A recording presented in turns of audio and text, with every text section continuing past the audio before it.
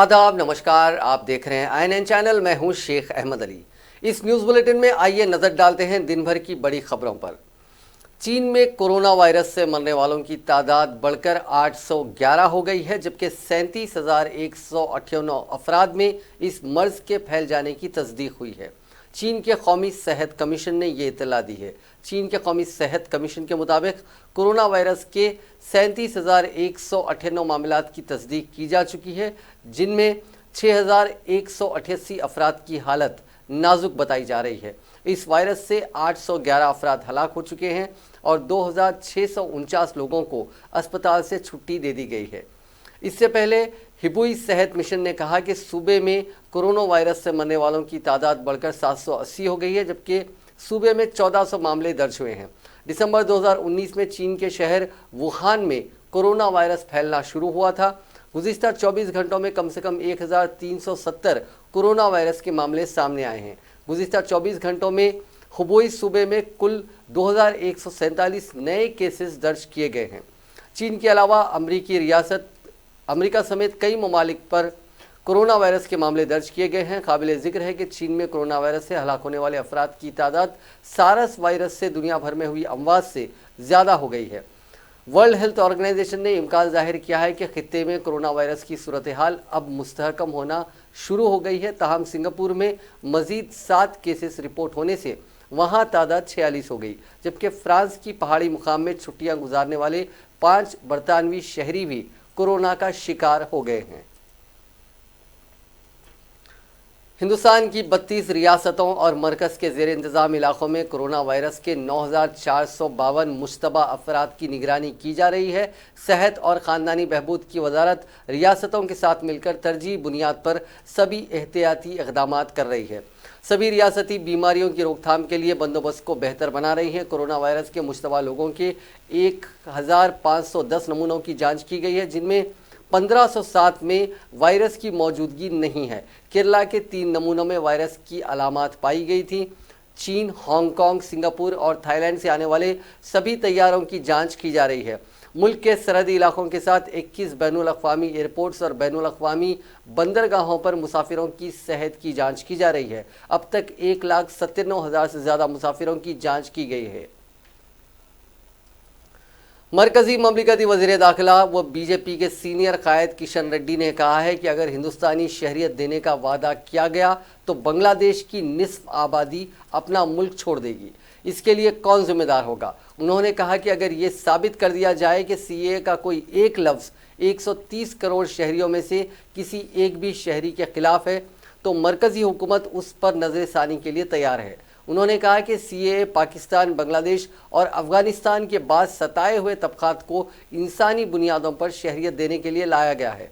उन्होंने कहा कि बाज़ जमातें मुतालबा कर रही हैं कि इन ममालिक के मुसलमानों को भी शहरियत दी जाए। उन्होंने इल्ज़ाम लगाया कि बाज़ सियासी जमातें मज़हब की बुनियाद पर सियासत करते हुए वोट हासिल करने की कोशिश कर रही हैं। उन्होंने शहरियत तरमीमी कानून पर चीफ मिनिस्टर चंद्रशेखर राव के मौक़िफ़ पर तनकीद करते हुए उनको चैलेंज किया कि वो ये साबित करें कि किस तरह CAA हिंदुस्तान की 130 करोड़ आबादी के ख़िलाफ़ है।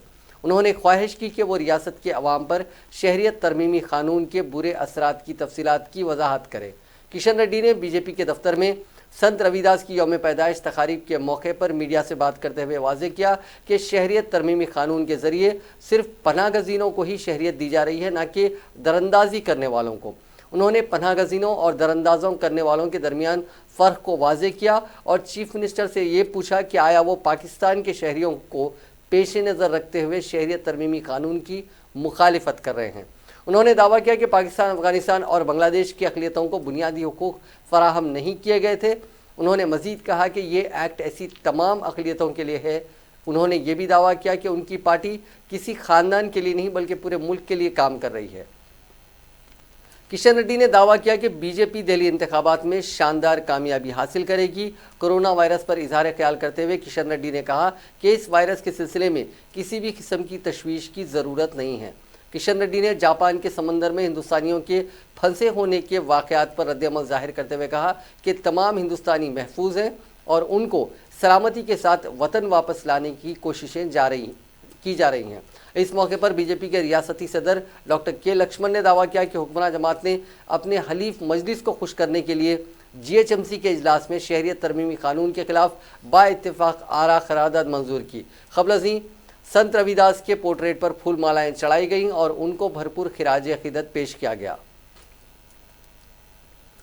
शहरियत तरमीमी कानून एनआरसी और एनपीआर के खिलाफ उर्दू यूनिवर्सिटी के तुलबा की यूनियन की जानिब से पीर यानी 10 फरवरी को 5 बजे शाम डेक्कन स्टडीज़ बिल्डिंग के करीब एहतजाजी प्रोग्राम मुनक्किद किया जाएगा। सारा मैथ्यूज सदरनशीन Hyderabad coordination committee against CAA समाजी जहदकार खालिदा परवीन खिताब करेंगी। इस मौके पर कल्चरल प्रोग्राम्स, गीत, कव्वाली, ड्रामा, हाले वतन भी पेश किया जाएगा। वज़ीर आला के चंद्रशेखर राव की सदारत में 11 फरवरी को ज़िले कलेक्टर्स का इजलास मुनक्किद होगा। हाल ही में रियासती हुकूमत ने बड़े पैमाने पर आईएएस ओहदेदारों के तबादले किए थे और उसके बाद ये पहला इजलास तलब किया गया है।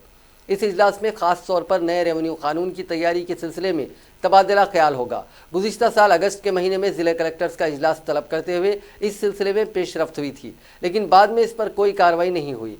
वज़ीर आला ने पिछले प्रेस कॉन्फ्रेंस में ऐलान किया था कि बजट इजलास में नए रेवेन्यू कानून को मंजूरी दी जाएगी, इसलिए तवक्को है कि इस सिलसिले में ज़िला कलेक्टर से मुशावरत की जाएगी। इस इजलास में नई एनआरआई पॉलिसी को भी खतियत दिए जाने का इम्कान है। रियासत में माली बहरान से निपटने के लिए क्या इक़दाम करने हैं उस पर भी इजलास में बहस हो सकती है। टीआरएस पार्टी में फिर एक बार नामजद ओहदों को लेकर हलचल शुरू हो गई है। हफ्ते के दिन एलबी नगर के रुकन असम्बली सुधीर रेड्डी को Musi river front development corporation का सदर मुकर्रर करते ही फिर एक बार नामजद ओहदों को हासिल करने के लिए पार्टी कायदीन के दरमियान रस्साकशी शुरू हो गई। वज़ीर आला ने माजी में कहा था कि 12 अरकान असम्बली को नामजद ओहदे दिए जाएंगे। इसके बाद काउंसिल से पीर राजेश्वर रेड्डी को किसान राब्ता कमेटी का सदर बनाया गया था। असम्बली से पहला नामजद ओहदा सुधीर रेड्डी को दिया गया।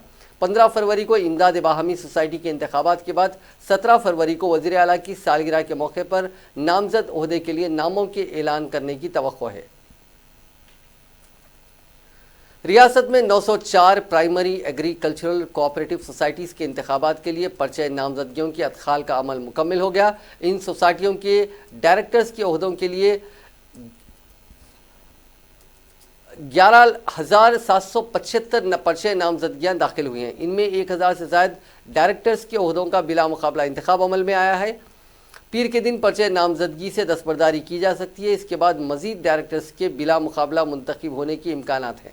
सबसे ज़्यादा नामजदगियाँ निज़ामाबाद की प्राइमरी एग्रीकल्चरल कोऑपरेटिव सोसाइटीज़ के लिए उसूल हुई हैं। इसी तरह खम्बम ज़िले की 76 सोसाइटियों के लिए 2,546 नामजदगियाँ मौसूल हुई हैं। 10 फरवरी के दिन उम्मीदवारों के इंतखाबी निशान का ऐलान किया जाएगा और 15 फरवरी को इन सोसाइटियों के लिए पोलिंग होगी। मिशन भागीरथा के इंजीनियरिंग चीफ कृपाकर रेड्डी ने कहा है कि मौसम गर्मा तक मिशन भागीरथा के जरिए रियासत की हर आबादी वाले इलाकों में साफ पीने का पानी फराहम किया जाएगा। मिशन भागीरथा नॉलेज सेंटर में आज रियासती सतह का इजलास मुनक्किद किया गया था, जिसमें प्रोग्राम की पेशरफ्त और कारकर्दगी का जायजा लेने के बाद कृपाकर रेड्डी ने कहा कि मार्च के आखिर तक मिशन भागीरथा के काम मुकम्मल हो जाने चाहिए। उन्होंने कहा कि गैर जिम्मेदाराना खिदमात अंजाम देने वाले अफसरान को उनके खिलाफ कार्रवाई की जाएगी। उन्होंने कहा कि अब तक रियासत की ज़्यादातर देहातों में पानी सरबराही का आगाज़ हो चुका है। कृपाकर रेड्डी ने कहा कि जहां पर काम मुकम्मल हो चुका है वहां पर मिशन भागीरथा के पानी के इस्तेमाल और बचत से मुतालिक अवाम में शऊर बेदारी के लिए इजलास मुनक्किद किया जाएगा।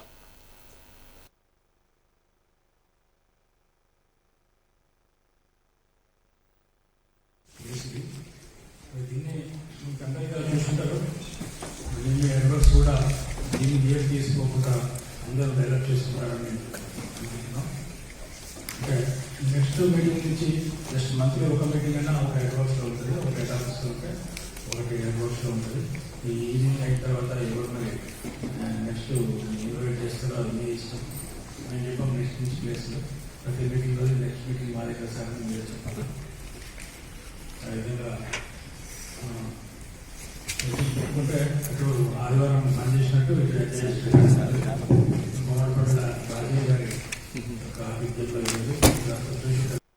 లాస్ట్ ఫార్మేట్ 27th జనవరి మీటింగ్ తీసుకున్నప్పుడు 6 lakh బ్యాలెన్స్ ఉన్నాయి సార్. ఈ ఫార్మేట్ దానికి సంబంధించి మనకు ఈఎస్ ఇంట్రా 10 కంటే ఎక్కువ బ్యాలెన్స్ ఉన్న ఈఎస్ మనం వాళ్ళ మీటింగ్ పిలిచాం సార్. మంచిర్యాల అండ్ ములుగు వాళ్ళని పిలిచాం సార్. దానికి మిగిలిన వాళ్ళతో పాటు వీళ్ళ ఆసిఫాబాద్ ఈ గారి टीआरएस के रुकन असेंबली गंपा गोवर्धन ने असेंबली के अहाते में अपने चेंबर्स में सरकारी व्हिप के ओहदे का आज जायजा हासिल कर लिया। इस मौके पर वजीर वी प्रशांत रेड्डी के बशमुल टीआरएस के बाज़ कायदीन भी मौजूद थे। प्रशांत रेड्डी ने इस मौके पर कहा कि सीनियर रुकन असेंबली गंपा गोवर्धन की सरकारी व्हिप के तौर पर जिम्मेदारी कबूल करने पर उन्हें मसरत हो रही है। उन्होंने गंपा गोवर्धन को दिली मुबारकबाद पेश की और कहा कि गंपा गोवर्धन 4 मरतबा MLA की हैसियत से मुंतखब हुए। उन्होंने गरीबों के लिए खिदमात अंजाम दी हैं। वज़ीर मौसूफ ने उम्मीद जाहिर की कि गंपा गोवर्धन मज़ीद ऊंचे ओहदों पर खिदमात अंजाम देंगे।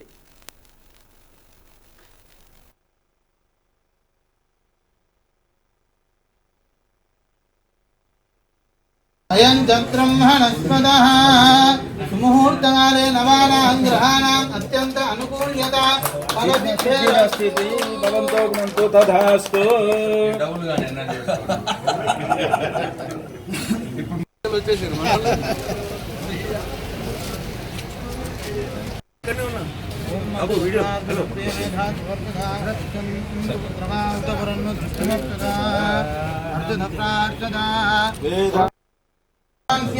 मनोभिलाष सिद्धिरस्तु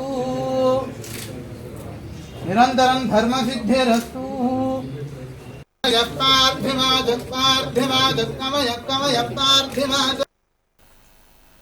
मजलिस इत्तेहादुल मुस्लिमीन के फ्लोर लीडर अकबरुद्दीन अवैसी ने आज चीफ मिनिस्टर चंद्रशेखर राव से मुलाकात करते हुए लाल दरवाज़ा महाकाली मंदिर की तरक्की और तज़यीन नौ के लिए 10 करोड़ रुपए मंजूर करने की दरख्वास्त की। इसी तरह उन्होंने अफजलगंज की मस्जिद की मरम्मत के लिए 3 करोड़ रुपए मंजूर करने की भी चीफ मिनिस्टर से नुमाइंदगी की। Andhra Pradesh state road transport corporation ने महकमे में तब्दीलियों के लिए तैयार कर ली है ताकि मुसाफिरीन की तादाद में इजाफा किया जा सके। इसके हिस्से के तौर पर हुकूमत तवक्को है कि इस माह में मजीद 698 बसों की खरीदारी करेगी। हुकूमत 18 मल्टी एक्सेल 50 इंदिरा और 630 नॉन AC बसों की खरीदारी की तजवीज़ रखती है। दूसरी तरफ पुरानी बसों को मरहलावार अंदाज में हटाया जाएगा। APSRTC को हुकूमत में जम करने से पहले रियासती हुकूमत ने RTC के लिए बजट में 1572 करोड़ रुपए का भारी फंड अलॉट किया है। 225 करोड़ रुपए की रकम नई बसों की खरीदारी के लिए अलॉट की गई है।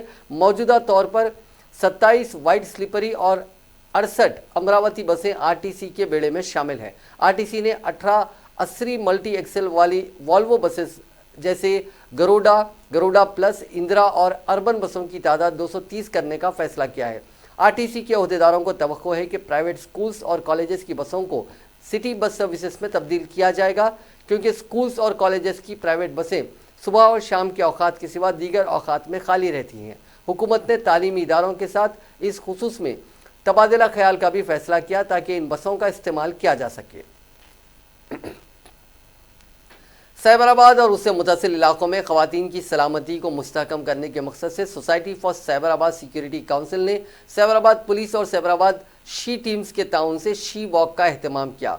मुंतज़मीन ने बताया कि साइबराबाद तमाम के लिए महफूज मकाम है। इस वॉक में बेहतर रोशनी के लिए सड़कों को रोशन करने की अहमियत को उजागर किया गया और ख़वातीन की सलामती को यकीनी बनाने पर भी जोर दिया गया। इस दौड़ में बैडमिंटन के मशहूर कोच गोपी चंद, बैडमिंटन की मशहूर खिलाड़ी PV सिंधु, अदाकार Isha, IG women safety Telangana police Swati Lakra, commissioner police Cyberabad VC Sajjanar और दूसरों ने शिरकत की। इस मौके पर गोपी चंद ने ख़वातीन की सलामती और उन्हें बाख्तियार बनाने के सिलसिले में society for Cyberabad security council और साइबराबाद पुलिस की मसाई की सताइश की। PV सिंधु ने कहा कि तेलंगाना की ख़वातीन अपने करियर के इंतखाब के लिए आज़ाद हैं। उन्हें इस सिलसिले में अपने ख़ानदान और हुकूमत का ताउन हासिल हो रहा है। स्वाति लकरा ने कहा कि तेलंगाना पुलिस ख़वातीन की सलामती को यकीनी बनाने के लिए अनोखे तरीक़ेकार मुतारिफ़ कर रही है। VC सज्जनार ने कहा कि बच्चों और ख़वातीन की सलामती को अव्वलीन तरजीह दी जा रही है। तेलंगाना के ज़िले महबूबाबाद में एक 24 साला खातून की इज्तिमाई असमत दरी करने वाले 6 नाबालिग अफराद को गिरफ्तार कर लिया गया। मुतासिरा की शिकायत के बाद पुलिस ने इस खुसूस में शिकायत दर्ज करके इनको गिरफ्तार कर लिया है। इन मुलजिमीन की उम्र 17 साल से कम है। असल मुलजिम जो 16 साल का है, ज़िले महबूबाबाद का रहने वाला है। वह हैदराबाद में रहता था और कैटरिंग सर्विसेज में काम करता था। मुलजिम ने इस खातून से इसके काम के मकाम पर मुलाकात की थी। मुतासिरा का ताल्लुक भद्रादरी कोत्तागुड़म ज़िले के येल्लंदू से है। इस हफ्ते के अवाइल में मुलजिम अपने आबाई मकाम गया और इस खातून से 7 फरवरी को मुलाकात की। ये दोनों किसी काम से गए जहां पर इस नौजवान ने अपने साथियों के साथ उसकी इज्तिमाई असमत दरी की। खातून की चीखों पुकार सुनकर वहां से गुजरने वाले लोगों ने 100 नंबर पर फ़ोन करते हुए पुलिस को इत्तला दी, जिसके बाद पुलिस ने वहां पहुंचकर मुलजिमीन को गिरफ्तार किया। मुतासिरा को तिब्बी मायने के लिए अस्पताल मुंतकिल कर दिया गया। तेलंगाना के ज़िले करीमनगर में पेश आए सड़क हादसे में एक ही ख़ानदान के 5 अफराद हलाक हो गए। ये हादसा कल सब ज़िले के गंगाधर मंडल के कुरकियाल इलाके के करीब उस वक्त पेश आया जब ग्रेनाइट से लदी लारी ने मुखालिफ सिमत आने वाले ऑटो को टक्कर दे दी। हादसा इतना शदीद था कि 4 अफराद मौके पर ही हलाक हो गए, जबकि एक शख्स की इलाज के दौरान अस्पताल में मौत हो गई। महलूकीन की शिनाख्त एम नरसैया, उनके बेटे बाबू, भाई बानिया, भतीजा शेखर और भांजा व ऑटो रिक्शा ड्राइवर जी अंजैया के तौर पर की गई। कोटमियाल मंडल के पिद्दूर से ताल्लुक़ रखने वाले ये अफराद बाबू के इलाज के लिए आए थे, जो गांव आने के दौरान हाल ही में बाइक हादसे में जख्मी हो गया था। ग्रेनाइट से लदी लारी गंगाधर इलाके से करीमनगर की सिम जारी थी कि उसने ऑटो को टक्कर दे दी। अंजैया गाड़ी के सामने के हिस्से के कैबिन में फंस गया था। पुलिस को अंजैया की लाश को निकालने के लिए काफ़ी जद्दोजहद करनी पड़ी। हादसे का मुकाम दिलखराश मंजर पेश कर रहा था। इत्तला मिलते ही चोपड़डंडी के रुकने असम्बली रविशंकर ने महलूकीन के ख़ानदान से ताज़ियत का इजहार किया। एक और हादसे में एक शख्स जिसकी शिनाख्त सद्दाम के तौर पर की गई है हलाक और दीगर 3 अफराद जख्मी हो गए। यह हादसा उस वक्त पेश आया जब शंकरमपेट मंडल के मुलंगुर इलाके के करीब ग्रेनाइट से लदी टिप्पर ने ऑटो को टक्कर दे दी। ओडिशा के ज़िले गुंजाम में एक बस के बिजली के तार की जद में आने से 6 अफराद की मौत हो गई। बस में बाराती सवार थे। बस में सवार 40 अफराद जख्मी हो गए। जख्मियों को MKCG मेडिकल कॉलेज में दाखिल कराया गया है। जिले रंगारेड्डी के अब्दुल्लापुर मेट इलाके में मोबाइल की दुकान में आग लगने का वाकया पेश आया। अचानक इस दुकान में आग भड़क उठी। मकामी अफराद ने इस बात की इत्तला फायर ब्रिगेड के अमले को दी, जिसने वहां पहुंचकर आग पर काबू पाया। इस वाकये में किसी जानी नुकसान या फिर किसी के झुलसने की कोई इत्तला नहीं मिली। आग लगने की वजह मालूम न हो सकी। सिकंदराबाद के वारासीगुड़ा इलाके में एक मकान में गैस सिलेंडर के फट पड़ने के नतीजे में 6 अफराद झुलस गए। ये वाकया इतवार की सुबह पेश आया, जिसमें एक जोड़ा और उनके 4 बच्चे झुलस गए। तमाम अफराद को इलाज के लिए गांधी हॉस्पिटल मुंतकिल किया गया। इत्तला मिलते ही पुलिस वहां पहुंची, जिसने मकाम वाकया का मायना किया और तफसीलात हासिल की।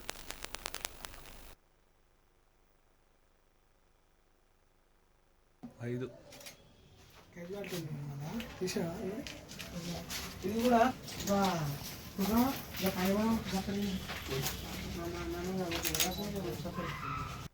ఓకే ఓకే ఒక్క నిమిషం ఇక్కడ రాయలేదు కదా నీకు సగంలో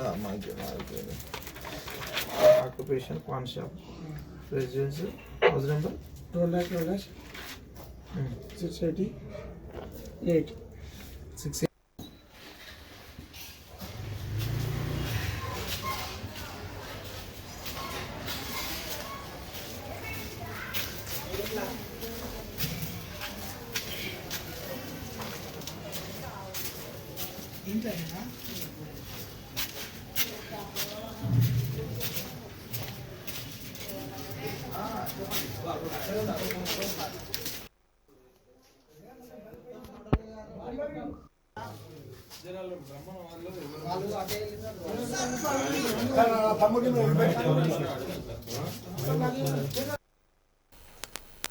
शमशाबाद एयरपोर्ट पर कस्टम्स के अहदेदारों ने बड़े पैमाने पर सोना जब्त किया। जिद्दा की फ्लाइट से हैदराबाद पहुंची 4 खवातीन के पास से 2.5 किलो जर धात जब्त की गई। कस्टम्स के अहदेदारों ने पहले से मिली इत्तला की बुनियाद पर यह सोना जब्त किया। इन खवातीन को हिरासत में लेकर उनसे पूछताछ की जा रही है। इस सोने की मालियत 1 करोड़ रुपए बताई जाती है।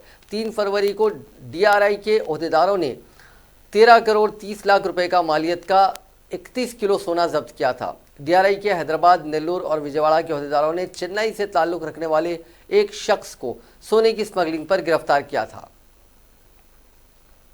रियासत तेलंगाना में बच्चों और नौउम्र अफराद को पेट के कीड़ों से महफूज रखने के लिए पीर को कौमी डे नेशनल डी-वॉर्मिंग डे मनाया जाएगा। रियासती हुकूमत और महकमे सेहत और ख़ानदानी बहबूद की जानिब से रियासत भर के तमाम स्कूलों और आंगनवाड़ी मराकज़ में 1 ता 19 साल के उम्र के बच्चों को गोलियां खिलाई जाएंगी। ऐसे बच्चे और नौउम्र अफराद जो स्कूल नहीं जाते उनको करीबी आंगनवाड़ी मरकज़ में ये गोलियां खिलाई जाएंगी। अगर किसी बच्चे को किसी बीमारी या किसी और वजह से गोली नहीं खिलाई जा सकी तब उसको इस माह की 17 तारीख को ये गोली खिलाई जाएगी। डी-वॉर्मिंग का दिन मनाए जाने का मकसद बच्चों और नौउम्र अफराद की मजमूई सेहत को बेहतर बनाना और उनके मियारे ज़िंदगी को बुलंद करना है। महकमा ट्रांसपोर्ट की जानिब से फैंसी नंबर्स के इंतखाब के सिलसिले में शुरू करदा ऑनलाइन बिडिंग का आगाज़ कल यानी 10 फरवरी से हैदराबाद ज़िले में शुरू होने वाला है। महकमा ट्रांसपोर्ट ने फैंसी नंबर ऑनलाइन बिडिंग के पायलट प्रोजेक्ट का ज़िले हैदराबाद में इंतखाब किया है। 10 फरवरी से फैंसी नंबर के ख्वाहिशमंद अफराद महकमा ट्रांसपोर्ट के दफ्तर आए बगैर ही अपनी गाड़ियों के लिए घर से ही बिडिंग के ज़रिए नंबर महफूज कर सकते हैं। ओहदेदारों ने बताया कि हैदराबाद ज़िले में शुरू होने वाले पायलट प्रोजेक्ट की कामयाबी का जायज़ा लेने के बाद उसे मेडचल और रंगारेड्डी ज़िले में भी शुरू किया जाएगा। हैदराबाद जॉइंट ट्रांसपोर्ट कमिश्नर के दायरे में आने वाले खैरताबाद, सिकंदराबाद, मलकपेट, मेहदीपट्टनम और बंदलागुड़ा RTA दफातर में पायलट प्रोजेक्ट पर अमल आवरी होगी। फैंसी नंबर रिजर्वेशन के लिए सुबह 8 ता दोपहर 1 बजे तक दरख्वास्त दाखिल कर सकते हैं। दोपहर 2 ता 4 के दरमियान बोली की रकम अदा करना होगा और शाम 5 बजे तक फैंसी नंबर अलॉट कर दिया जाएगा। इस सिलसिले में रजिस्टर्ड मोबाइल नंबर पर एक पैगाम भी मौसूल होगा। महकमा ट्रांसपोर्ट के अहदेदारों ने बताया कि फैंसी नंबर की ऑनलाइन बिडिंग में दुश्वारियों को दूर करने के लिए फ़ोन नंबर 040-233-70081 पर सुबह 10 ता शाम 6 बजे तक रब्त पैदा कर सकते हैं। मामूल से ज़ायद दर्जे हरारत के कई दिनों बाद तेलंगाना रियासत के दारुल हुकूमत हैदराबाद और रियासत के दीगर इलाकों में खुशगवार मौसम देखा गया, क्योंकि कल शब कई मकामात पर बारिश हुई। करीमनगर ज़िले के मानाकुंडोर में सबसे ज़्यादा 60 मिलीमीटर बारिश रिकॉर्ड की गई। हैदराबाद शहर में 2.7 मिलीमीटर बारिश हुई, जिसके नतीजे में दर्जे हरारत में गिरावट हुई। महकमा मौसमियात ने कहा कि जुनूबी तमिलनाडु से छत्तीसगढ़ में तलातुम के नतीजे में ये बारिश हुई। नमी वाली तूफ़ानी हवाएं बहरिया अरब से उठ रही हैं जो तेलंगाना की सिमत जा रही हैं। करीमनगर में अचानक बारिश के सबब ड्रेन्स बहने लगे और बाज़ मकामात पर नशीबी इलाकों में पानी जमा हो गया। इलेक्शन कमीशन ऑफ इंडिया ने दिल्ली में वोटिंग खत्म होने के करीब 24 घंटे बाद इतवार की शाम 7 बजे वोटिंग के आंकड़े जारी किए। इलेक्शन कमीशन ने कहा कि 8 फरवरी को दिल्ली में 62.59% पोलिंग हुई। कमीशन ने कहा कि हम देर रात तक वोटिंग का डेटा इकट्ठा कर रहे थे। दिल्ली के chief electoral officer Ranveer Singh ने कहा कि हफ्ते के रोज़ दिल्ली में 62.59% वोटिंग हुई। बल्ली मारन विधानसभा यानी असेंबली सेगमेंट में सबसे ज़्यादा 71.6% वोटिंग हुई, जबकि दिल्ली कैंट में सबसे कम 45.4% वोटिंग हुई। आंकड़े जारी करने के सवाल पर उन्होंने कहा कि वोटिंग का डेटा रिटर्निंग ऑफिसर दर्ज कराते हैं। रात भर वो मसरूफ़ रहे और उसके बाद सिक्योरिटी के इंतजामात में मसरूफ़ हो गए। डेटा एंट्री करने में थोड़ा ज़्यादा वक्त लगा, लेकिन ये बेहद ज़रूरी था ताकि आंकड़े ठीक रहें।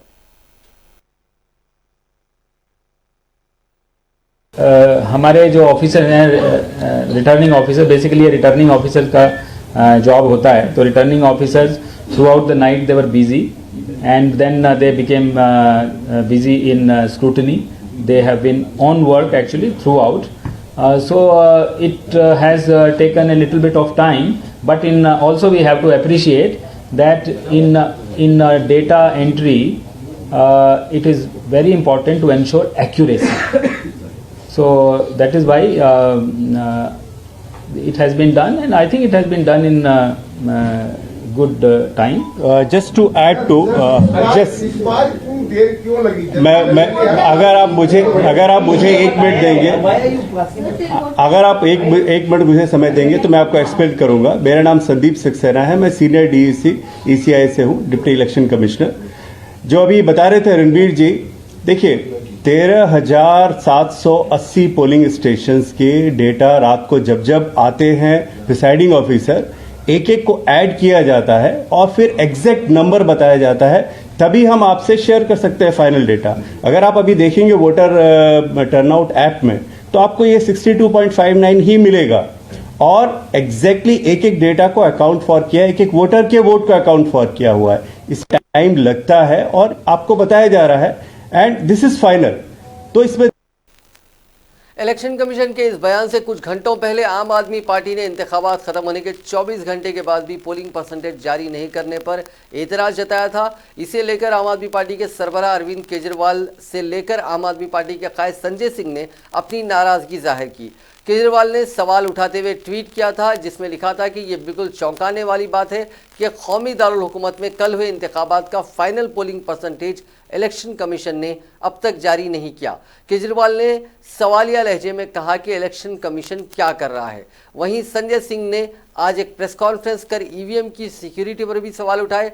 संजय सिंह ने कहा कि कल दिल्ली के इंतखाबात मुकम्मल हुए। 70 साल की तारीख में पहली बार ऐसा हुआ होगा कि इलेक्शन कमीशन ये बताने को तैयार नहीं कि कितने % वोटिंग हुई। इसका मतलब कहीं कुछ दाल में काला है, कोई खेल चल रहा है अंदर ही अंदर।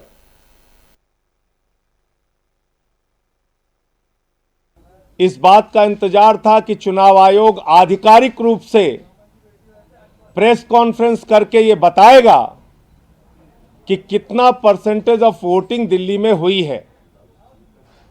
मेरे ख्याल से हिंदुस्तान के इतिहास में पहली बार ऐसा हो रहा है। लोकसभा के भी चुनाव होते हैं, उस समय भी सेम डे फिगर बता दिया जाता है कि इतना मत प्रतिशत पड़ा। मुझे याद है उस जमाने में जब बैलेट से चुनाव होते थे, बैलेट पेपर पे चुनाव होते थे, चुनाव संपन्न होने के बाद अखबारों में खबरें आ जाती थी, टीवी पे खबरें आ जाती थी कितना मत प्रतिशत चुनाव में मतदान हुआ। कल से सारी मीडिया इस बात का इंतजार कर रही है, पूरी दिल्ली इस बात का इंतजार कर रही है, हम लोग इस बात का इंतजार कर रहे हैं कि भाई कितना मतदान हुआ ये तो बताओ।